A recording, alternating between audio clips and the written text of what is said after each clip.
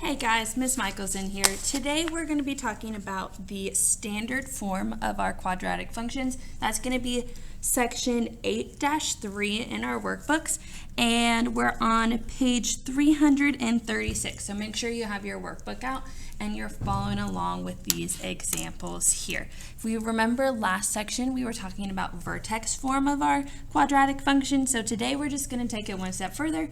We're going to talk about our functions in standard form. We're actually not going to do example 1 here, but I am going to use this space to write out some notes, some equations, some formulas that we're going to be able to use to help us solve. We're starting with example number 2. So first off, we're talking about standard form. And we want to write that out as f of x equals ax squared plus bx plus c. Now, standard form should sound a little bit familiar. Remember when we were writing our answers to our polynomials? In standard form, our highest exponent went first, and then they went down the line there. So standard form just translates really well into our quadratic functions. Now, when we are doing these problems, we want to talk about what makes it easiest for us to graph, and if we can pull out some of those key features. So the next thing we want to talk about is our vertex. When we were in vertex form of our quadratic functions, it was really easy for us to pull out our vertex, which was the point h comma k. Now, it's not going to be so easy because if you look at the way our function is written, we don't have that h value and we don't have that k value. So we're going to need to use a formula to help us find this point h comma k. So I'm going to write down h is negative b over 2a. So that's just where a and b are going to be my coefficients of my variables that I have. But this is only going to solve for my h value. I need to figure out a way to come up with my k value as well. So if I make myself a note to find k, we're going to plug h back into f of x, our equation. So we're going to use this formula right here to help us find the h value. And once we know the h value, we're going to plug that back into our equation, and that's going to help us find k. And remember, our vertex is important. It helps us graph, and it holds a lot of key information. Now, the last thing that we're going to solve for is going to be our y-intercept. Remember, that's where our function is going to cross our y-axis. And I want you to think about what my x value is at every single point on that vertical axis. It's always going to be 0. So to find our y-intercept, we're going to set x equal to 0 and solve. We're going to use our function up here, and we're going to set x equal to 0 and find that value. And this will make a little bit more sense once we jump into one of our problems, but this is kind of our 3 key things that we're going to start with. So if we jump down to example 2a, we're starting off with this function f of x equals x squared plus 2x plus 4. The first thing that I like to do is identify what my a, my b, and my c values are, because I'm going to use my equation up here, and that's really going to help me out. So a, remember, is my coefficient of my first term, but if I'm looking at that, x squared doesn't have a coefficient. There's no number out in front of it. That's what I like to call my invisible 1. If there's not a number out in front of there, remember there's always going to be that invisible 1.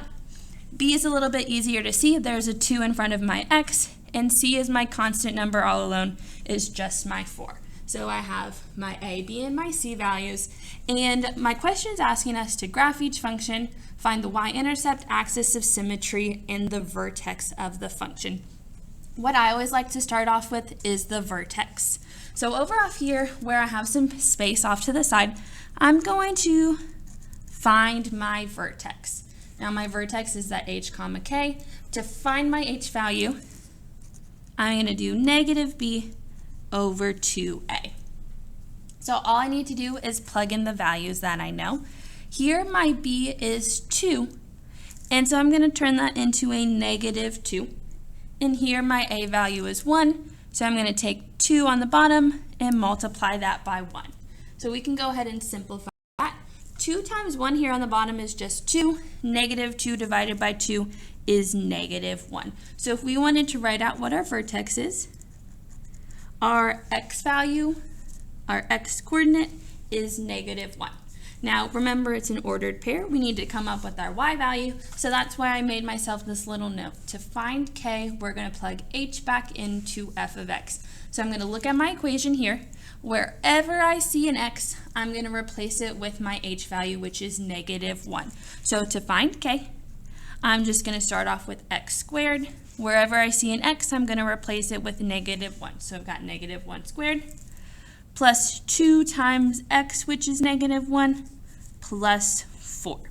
So I just substituted anytime I saw an x with a -1, and I can go ahead and simplify that. -1 squared is 1, minus 2 is -1, plus 4 would give me a positive 3. So I've got my vertex as -1, 3. Now, the next thing that we can do is find our axis of symmetry. Once we know our vertex, we should know this. I'm going to abbreviate that as AOS. It makes our lives a little bit easier. Remember, the axis of symmetry is that vertical line that cuts through our vertex. It splits our parabola into 2 symmetric halves. So we always write our axis of symmetry as x equals the x coordinate of our vertex. So we've got x equals -1. And then the last thing that we want to calculate is our y-intercept. And this is the one thing that's a little bit new to us as well. So we've found our vertex over here. I'm going to draw myself a line. To find my y-intercept, I'm going to set x equal to 0 and solve. So let me make myself a little note. We're finding our y-intercept. In my function this time, wherever I see an x, I'm going to replace it with a 0. So what I'm really solving for is f of 0. This is our function notation over here. I have x squared. Going to replace that with a 0, so I've got 0 squared plus 2 times x, which is 2 times 0, plus 4, which is just a plus 4 at the end. So if I notice here, though, my numbers are a little bit nicer. 0 squared is just 0, so that cancels out. 2 times 0 is 0, so that just cancels out. What I'm left with is my value here of 4. But remember, our y-intercept is an ordered pair. It's a x comma y value. This is going to be my y value, and we know our x value is 0. So my y-intercept here is 0, 4. So once we know these 3 things, we can go ahead and graph our functions. I'm going to draw my y-axis down the middle, and I'm going to draw my x-axis a little bit lower so that this fits on my graph. I always like to start off with my vertex.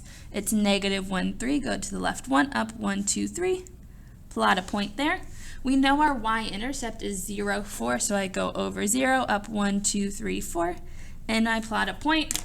Want to make sure that we know where our axis of symmetry is. That's going, I always like to draw mine as a dotted line through the vertex of my function. But before I can draw my parabola or my curve, I have to have 3 points. Now this is where the axis of symmetry comes into play.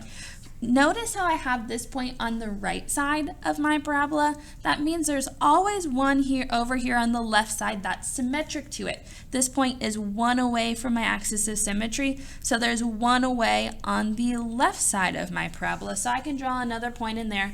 Once I have all 3 of those guys, I can go ahead and draw my curve. Now, the last thing I want to do is I want to write my function in vertex form. So if we think back to our last section, vertex form of our equation. Remember, it's going to be f of x, and then our vertex form was x minus our x coordinate.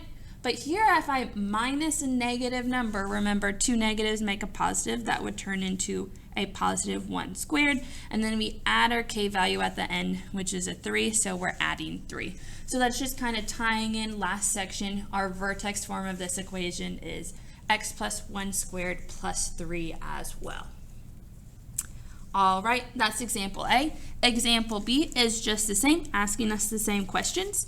But now if we take a look, our A, B, and C values are a little bit different. So if we want to go ahead and write them out, A is -0.75, B is 3, and C is -4. Our first thing we want to do is come up with whatever our vertex is, And to do that, I have to use my formula right up here, negative b over 2a. So over here to the side, I have negative b over 2a. This time my b is 3, so I have negative 3 over 2. And a is a decimal, don't let that scare you. I have negative 0.75. So if I simplify that in my calculator, type everything in, or if I need to Google a calculator at this point in time, I could go ahead and Google one, type all that in, I would get this is equal to 2. So the x-coordinate of my vertex is going to be 2. Now we always need to come up with our y-coordinate. We do so by plugging this 2 back into our equation. So if this was to find h, to find k, we're just going to take this function here. Wherever I see an x, I'm going to replace it with a 2. So I've got negative 0.75 times 2 squared. I ran out of room, so I'm just going to write it down here. Times 3, or plus 3 times 2 minus 4. So I'm just solving my function for k wherever, or I'm solving for k, plugging in a 2 for x. If I simplify this out, I would have k equal to negative 1. So I can write in the rest of my vertex is going to be negative 1. From here, we can go ahead and pick out our axis of symmetry. We would have x equals always, and it's whatever the x-coordinate of our vertex is, so x is 2. And then finally, we want to find our y-intercept. Remember, we calculate our y-intercept by setting x equal to 0. So if I want to make a note of here, set x equal to 0. So in my function up here, wherever I see an x, I'm going to replace it with the 0. That's negative 0.750 squared plus 3 times 0 minus 4. I was running out of room here. But notice again, when we have these zeros in our functions, a lot of things just cancel each other out. This guy cancels out. 3 times 0 is 0. That cancels out. What I'm left with is only my c term, which is negative 4. Notice how that happened here as well. What we're left with is just our c term, which was 4. If we could start recognizing that pattern, then I would go ahead and I would do that. Just recognize my pattern. My y-intercept is always going to be my c value. We want to write this as an ordered pair. That means I go over 0. This time I'm going down 4, so I've got that negative 4 there. So our last step, the last thing we want to do is go ahead and graph our function. So I'm going to draw in my x and y axis. And this time I'm just going to put this guy in the middle. We're going to start off with our vertex, which is 2, negative 1. So I'm going to go over 1, 2, down negative 1. And then we also have our y-intercept, which is over 0, negative 4. So that's on my y-axis. I go down 1, 2, 3, 4, which gives me a point right down here. Our axis of symmetry is that dotted line that goes right through the vertex of my equation. And then we need to have 3 points before we can go ahead and draw our curve. This is where our axis of symmetry comes into play. Notice how I have this point on the left side of my axis of symmetry that's over 1, 2 spaces away from the axis of symmetry. So I'm going to have a symmetric point on the opposite side, right side of my parabola, that's also 2 points away. So starting from my axis of symmetry, I'm going to count over 1, 2. I'm going to plot a point here, and now I can go ahead and sketch in the rest of my curve, going down here and down here. Notice how my parabola up here is flipped upside down. That's because my a term is negative. We talked about that a little bit last section.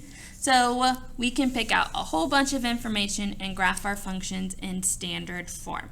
The last example that we're going to do is going to be example number 4, which is on the next side of our paper. So this one is a word problem, and it says, suppose the path of a ball in example 4 is this equation right about here. We want to find the ball's initial height and its maximum height as well. And now those initial and the maximum height are going to refer to important values on our graph. So over up here in the blue, I'm going to kind of generally sketch what I think the graph might look like. Now, notice how there's a negative sign out in front of my problem. That means it's going to be a sad parabola. It's going to open downwards. It's going to be a frowny face. So I know, generally speaking, my parabola is going to come up at some point and then it's going to come down. So I just kind of give it a rough sketch of what's going on. We want to find the ball's initial height and its maximum height. And we want to pick out what key features those actually are. It's when we want to find the ball's initial height, remember that's like our starting place. Where does our graph start? If we look at my rough sketch that I drew right here, it's starting at whatever this value is right here. And then the maximum height, if we trace our graph with our finger, we want to find the highest y value. So as I go along, my highest y value is probably somewhere around here. Now by highlighting those points on my graph, they should kind of jump out to us. What is this ball's initial height? What does that actually represent? And what does the maximum height represent? If you think about it, the ball's initial height is just our y-intercept. So that's our starting point. And the ball's maximum height is just our vertex. So we can use what we've known from the past couple of days of class to find our y-intercept and our vertex given this equation right up here. So to find the ball's initial height, I want to find the y-intercept, which is just finding f of 0. We're setting whatever our x value is, and we're going to set it equal to 0. Now there's one important thing to point out here. Look at our function. It is not given to us in standard form. This is in vertex form, so it's going to change it up just a little bit. To find f of 0, I'm just going to take negative 0.25. Wherever I see an x, I'm going to replace it with a 0, so 0 minus 1 squared plus 6.25. Now things don't cancel out here as well as I did in our last problems, because if I do 0 minus 1, that's the same thing as having negative 2.5 times negative 1 squared plus 6.25. So nothing cancels out. I would just go ahead and simplify this expression in my calculator. When we type everything in, we get a value of 6. And they didn't give us any units in which this was measured in. I'm going to go ahead and say feet. Let's say it's 6 feet. So the ball's initial height is just our y-intercept, which is going to be that 6 feet right here. And then the last thing we want to find is our maximum height,